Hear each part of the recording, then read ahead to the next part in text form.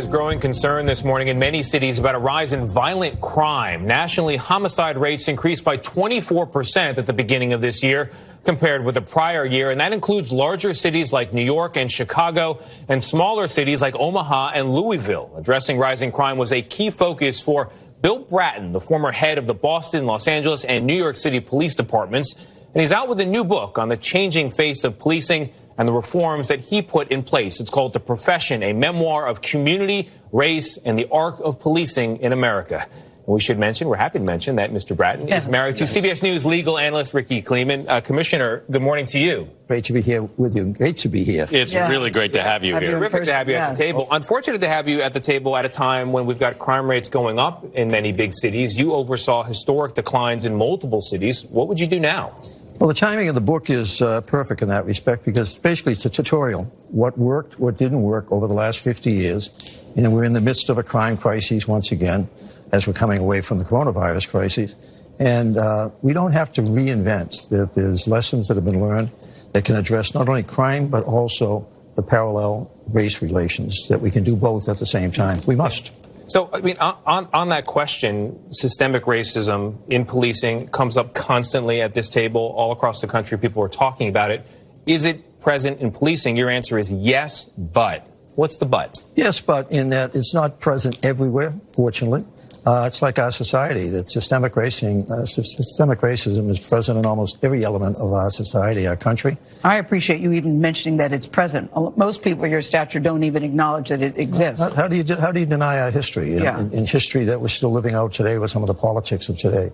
The voter suppression is basically, a lot of that is based on systemic racism. It really is. You detail in one of the most powerful chapters in the book the implicit bias training that NYPD officers go through, and it is truly impressive stuff.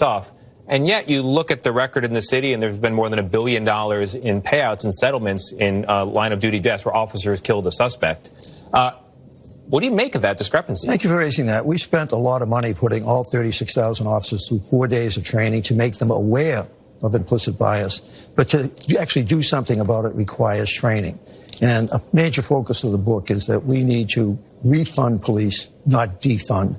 That we're going to need a lot more money to retrain, to deal with bias, to deal with the homeless, to deal with the emotionally disturbed. Commissioner, one of the biggest sticking points on federal police reform is what's called qualified immunity and holding officers accountable. What changes would you support to qualified immunity? More importantly, I think the police profession, police leadership are willing to support some changes in qualified immunity. You can't do away with it, that it is so critically important to the morale of officers, but also in some respects to their livelihood. But it can be reformed. Two key words dealing with qualified immunity. It's one, that the action has to be lawful, and two, that the officers have to basically be aware that what they're doing is what a reasonable person would do. It's a very misunderstood term and concept, and I'm glad it's out there being discussed. Yeah, I am too. I like that you said implicit bias is not is a human issue, not a law enforcement issue. But I think, to follow up on Anthony's point, most people, certainly people of color, are upset because it doesn't seem that police are held accountable. Most times in these situations, you're meeting people on your worst possible day. The officers will say, well, don't resist, just do what we say. They're trained to maintain authority. We've got to figure out a way to see each other in this time, and we don't do that. That's Reed Alice Harris, to see each other. The good news about this is that we have been reforming. I talk about that in the book, that we've been reforming for 50 years. So we have more accountability than we did. We have better training than we did.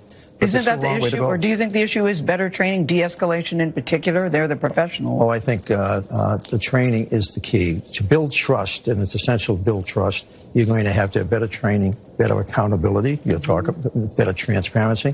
And we now have capabilities there with the cameras that they're all carrying.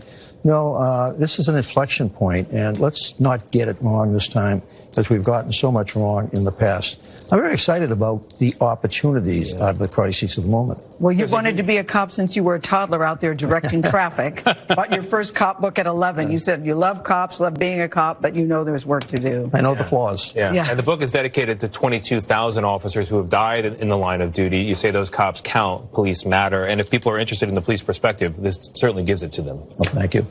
Commissioner, thank you very much. The book is The Profession and goes on sale tomorrow.